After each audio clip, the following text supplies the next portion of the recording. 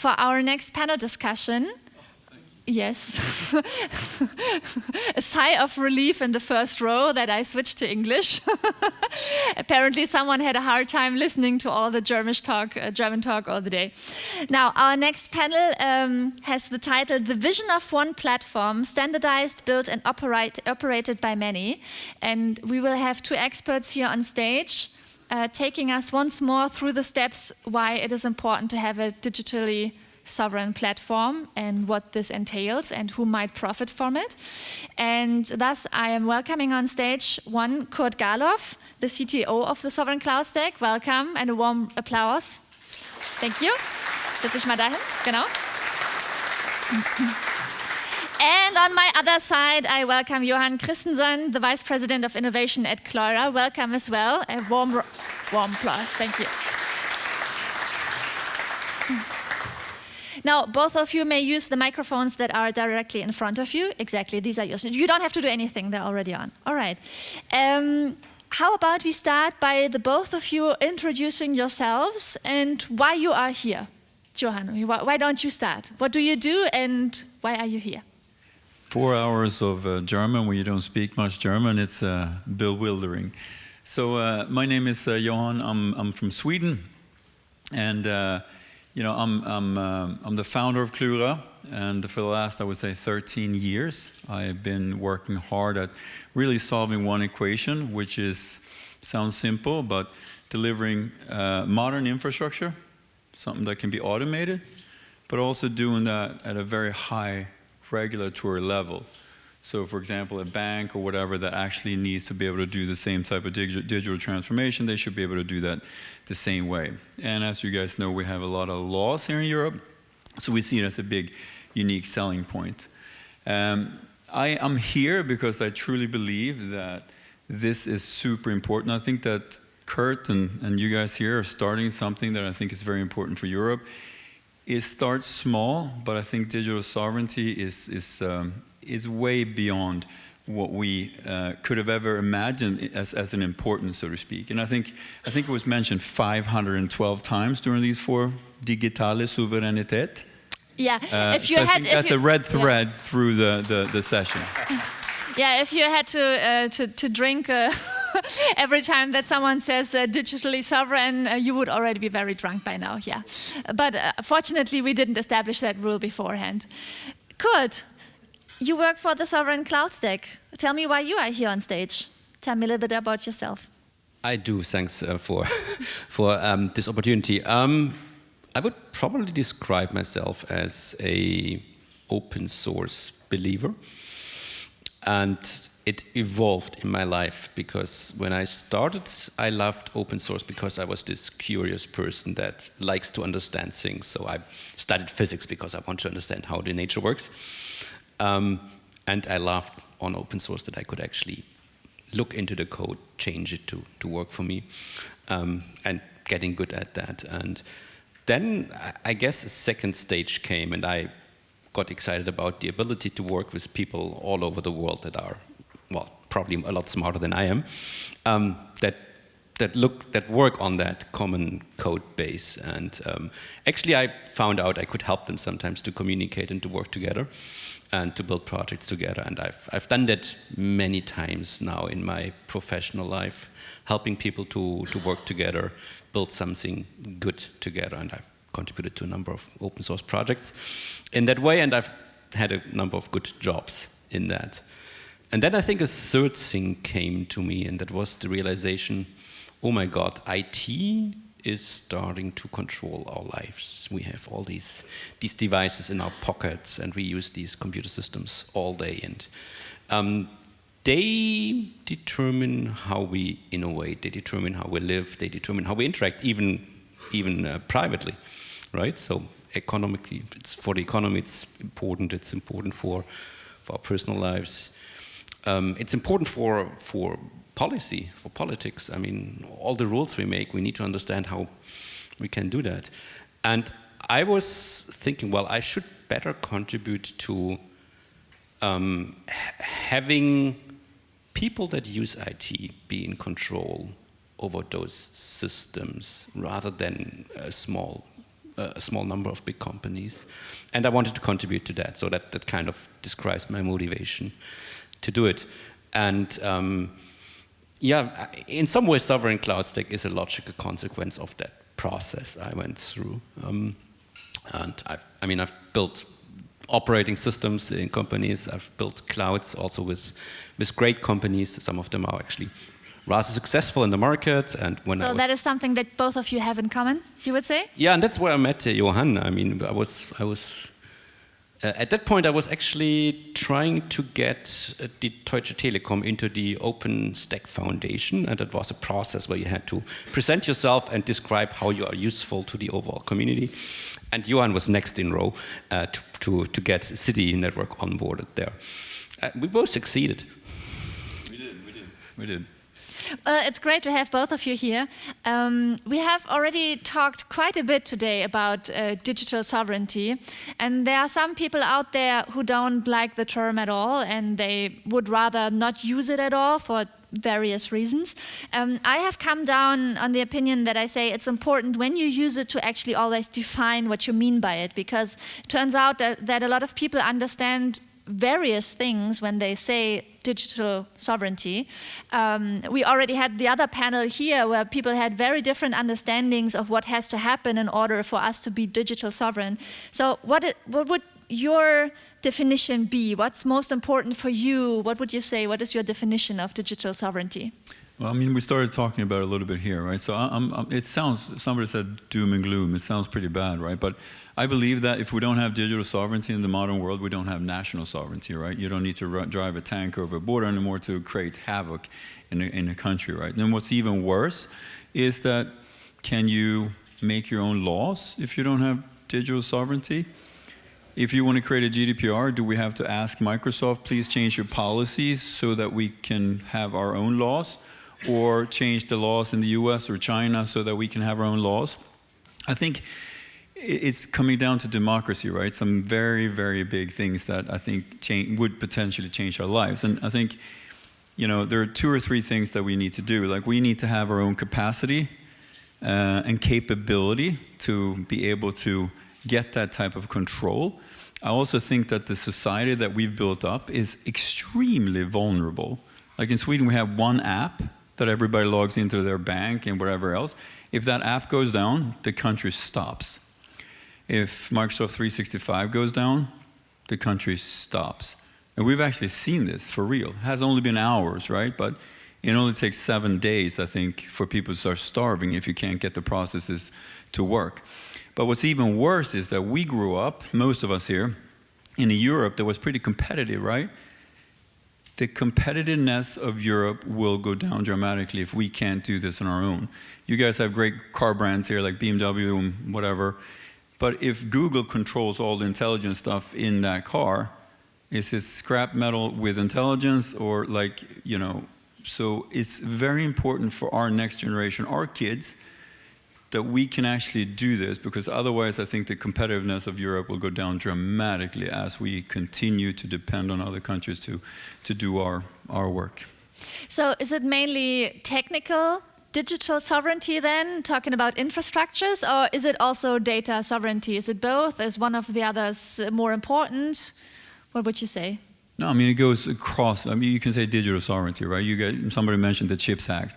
This goes all the way through, to be honest with you. I mean, the whole stack? We've realized that, right? Through pandemics, through wars, through chip problems, whatever, all of a sudden we realize that it's going to take forever to get this done. I know that the Swedish government is looking at the full stack down to the hardware, and I'm thinking, are you guys crazy? Down to the hardware? How are we going to do that, you know?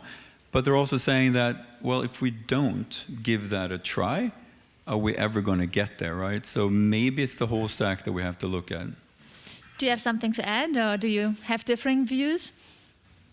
Well, just not a different view, really. But I think, I mean, just if we try to address digital sovereignty at all levels in our stack, I guess we shouldn't go into the danger of saying, well, we need to solve it all at once. We can really do it step by step. Some steps are easier than the others. And of course, the final vision is to have all the complete stack under our control. Which steps are easier and which steps are harder? Well, hardware is hard because the amount of investment, the amount of investments you need to take is just huge. Software is something you could do a lot more easily, and that's also the piece we address with Sovereign Cloud Stack. And maybe just also adding to what Johan said, I mean, the discussion around digital sovereignty, I think you very well described what happens if you don't have it. But sometimes people are a bit confused discussing what actually is it. Is it enough that I can choose between Microsoft and Google to have sovereignty? And we say, well, no, it's not. Well, how many different products do I have to be able to choose between from? Or does it not depend on the number of products that I can choose from? Well, having choice helps, but you want to have more than choice between like a handful of providers that come from maybe even the same geography. And you also want to have actually the ability to easily switch between them, which is not the case right now. And you want to have the ability to say, well, okay, maybe I want to build this same thing in my own data center now. Do I have that option? And for some of the answers, you don't. So just choice is more than just saying, well, I can go into this proprietary stack, which completely locks me in, or into this other proprietary stack, which also completely locks me in. That's not choice. So choice is important, but you need real choice. And then, of course, I mean, on top of that, you want to have the ability to innovate. You want to change the infrastructure. You want to say, well, I invest time to understand it, to improve it, to make fit my needs better. So you have that innovation capability. You can shape technology rather than just consume it. So, and that, of course, needs open source. So that's kind of the next level after choice.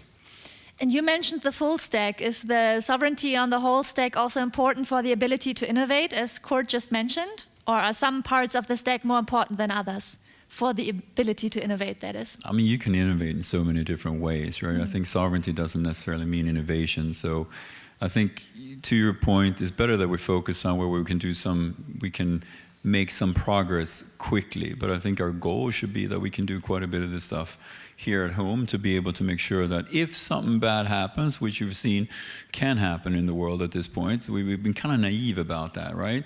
Then we actually have the possibility to continue our lives in a at least semi-similar way that we used to. So now I don't think necessarily that one is more important than the other, but I think we should make an effort to go all the way.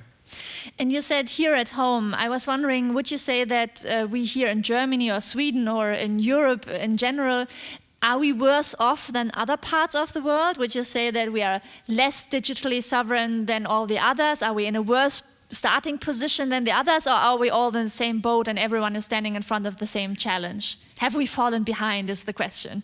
Because we have seen, in one of the talks before, we saw one of the slides that in Germany we are just in the middle, you could say. Yeah, you can work on that. Yes, but let's talk about Europe. Has Europe fallen behind? Behind whom? Behind what? I mean, we're horribly behind. I mean, it's fearful behind. I mean, in a really bad way. I mean, it's not just the tier 1 companies like the Googles of the world. It's the tier 2 companies. It's the tier 3 companies. You have SAP here. Sweden's got Spotify, right? Spotify will be killed in 15 minutes if Apple wanted to, but they're not allowed to, for the governments will stop them. So from our perspective, we're extremely behind, and we need to do something about that, because we're moving into a digital world where everything means digital. Not just the services that we use, right? But also what we have in the back end, like SAP, for example, like what we have in the back end. So it's going to affect us in all levels. So, yes, we're truly behind in all aspects as far as that goes. So what is it that we need? Do we need some companies on the first, second, and third tier levels that are just as strong and...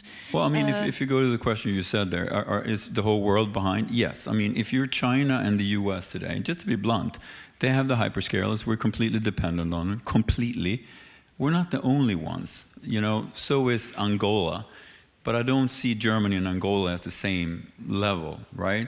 So the rest of the world that does not have hyperscalers are behind, because we need those services to be able to drive certain innovation.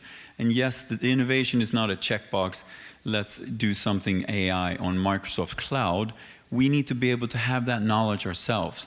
I mean, if we're just going to do checkbox, we're going to be almost dumb at some point. And it's not just the software stack. We need to understand the whole, down to the infrastructure. How do we build that? You know, the EU says we're going to be the best at AI.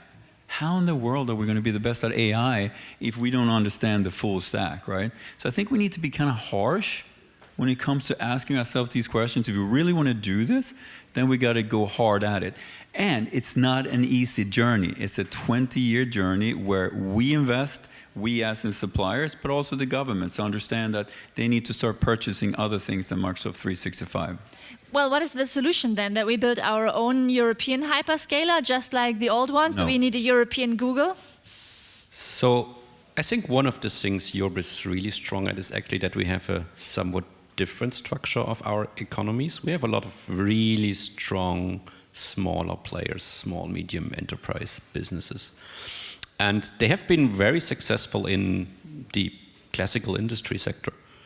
And we now need to find out ways how we can apply that model to use that strength, actually, that resiliency you also have there in the digital space. And I think one of the things we need to understand is that in IT, you have these platforms that kind of create a lot of value. Because once you create a very successful digital product, people will start using it, people will start building services on top of that, and that makes the platform stronger, and the stronger platform then makes it more attractive again for the services built on it, and that way monopolies are created, right? So if you want to do that with an SME structure, where you don't have like this one big strong player, we need to find ways how we do it together, how we can build standards together, how we can build technology together. And that's something we haven't really done yet in the cloud space. And that's what we're trying to establish at Sovereign Cloud Stack. So you want to gather the strength of all the small and medium enterprises and put it together so we have a strong whole to balance it out. Yes, I mean, if we can do that together, we can be as strong as the big tech players. And we have done that with operating systems before, using open source kind of collaboration. But we need to take it to the next level. I mean, we have understood how we can work on developing software together, but we have not really yet explored as much how we build ecosystems together, how we collaborate at building knowledge, how we collaborate about on operating these complex beasts. I mean, operating cloud stack is difficult. I mean, Johan, you know. Yeah, it is difficult. But you're touching on something, right? So we can be a great infrastructure player, but we need partners to actually deliver the full stack, because we're not going to compete with Google. That's just the case. So I think we got to open up to the partnership. You know, there's AI players here that I would love to work with, and together we actually would become quite strong, because we can deliver something according to the laws of Germany, but we are not best at AI. But then the second part of that question, I think, is that the governments, including the German government, the Swedish, you know, we're going to have to realize that spending 2 billion, in our case, 2 billion euros for Sweden to buy just Microsoft 365 year in and year out is not going to work, because we create these monopolies ourselves. At some point, we don't need to do protectionism here, but we have to realize if we want to build an ecosystem, we also have to invest in that. So it's going to be a journey for us as users, you know, because that's going to be tough. Oh, I'm used to Microsoft. Well, you could also be used to something else. But that journey is tough for a lot of them. I'm 52 years old. I don't want to change my phone. That's how tough that is for me. But that's the journey we have to take. So it's not just us, the suppliers, because if the governments don't start spending money with German companies doing good things, you know, in 2-3 years spending billions of euros with German companies, they'll be pretty good too. All right, so that's what the governments would have to do. What has to happen on the collaboration side? How would it look like on a practical level? So we already do that. So we haven't created a marketplace. We've selected a few players. So for example, we work with a company called Boost AI in Norway. They do chatbots. So we won a large agreement with the tax authority in Sweden. We would have never been able to even bid on it because we just do infrastructure. These guys are great at the AI part of actually interpreting what people are chatting with the tax authority. Next year, you'll actually be able to use that infamous Bank ID app, which takes down the whole country when you have problems. You'll be able to identify yourself and do your taxes in the chatbot. So there's a lot of cool stuff that can happen if you have innovative companies that then can also use partners like us that are good at the actually lower levels.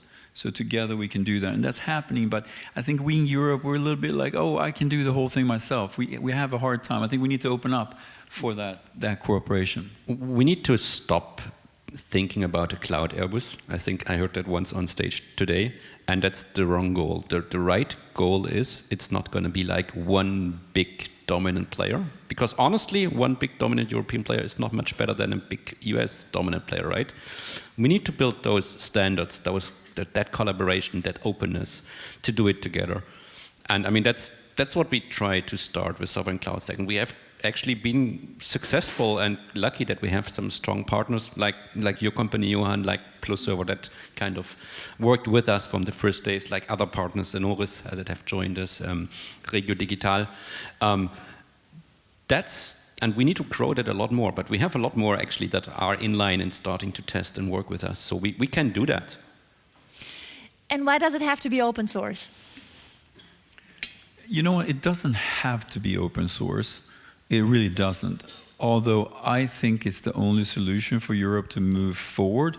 Because ultimately, again, I can take SAP as an example. There won't be that many other players that can actually build their own stack, so to speak. So I think it's the only way forward to be able to get that kind of large-scale type of stuff that we want to do. Doing that by yourself and the investments that would require is simply impossible today. So it doesn't have to be, but I think it's the sound choice forward. And I think that when governments spend money anyway, somebody wrote it there, public money, public code, it makes sense anyway. Just 5 years ago, Sweden, the government wouldn't touch open source. Like, oh, it's like, you had some disease or something like that, But today they're like, oh, well, you're not using open source? All of a sudden, flip like that, because they're starting to understand, we're in a dilemma here. So it gives you a lot of benefits, I'll give you that. Let me add one thought here. I mean, I've been in companies that try to negotiate contracts, how we work together with another company to build something together. That was a hell of a lot of complex lawyer talk. Now think about what it takes for companies to say, well, let's work on something together as open source. There's a few legal questions that are largely understood. You don't even need to ask your lawyers typically, because those have been already analyzed and understood. And that's how we can collaborate across borders, across companies, across countries. So it reduces the overhead when you want to collaborate? Is that what you're saying? I think it even enables collaboration across borders that would otherwise never be possible. And innovation, right? Because you have so many different minds from so many different places. And one mistake I think we shouldn't make is to say, oh, we can't have Chinese players, or we can't have people from this country, or whatever. Open source can be very inclusive, because you can always check the code, and you can always have that comfort as you move forward with it. So being inclusive, I think, is important for that innovation moving forward. That's a very good point. We had that on the previous panel as well, where Millie mentioned that open source is a good opportunity to work together with people with whom otherwise you would not be able to work together. I missed that part. It was in German, don't fret. I think we have time for, one question. If we have a question from the audience, this would be your chance. I saw a lot of heads bobbing up and down because they were, I think, agreeing with your points. But if there was someone who wanted to ask something or to add something, this would be a moment. This does not seem to be the case. So any final words from No, just to say that I'm super pleased that you guys are doing this. I think that we need more of this in Europe, and I think that this could be a foundation, however small it feels right now. I think we need more of that, and I think when I go back to Sweden, I hope that we'll be able to contribute more to SCS and moving this forward together. Tell them about the great community we have here. Any last words from you? It's great to have so many people here that are having interesting discussions with us and discuss with us how to move the project forward. So our panelists are full of happiness. I hope that the audience can say the same. Thank you very much for participating in the panel. A warm round of applause. Thank you.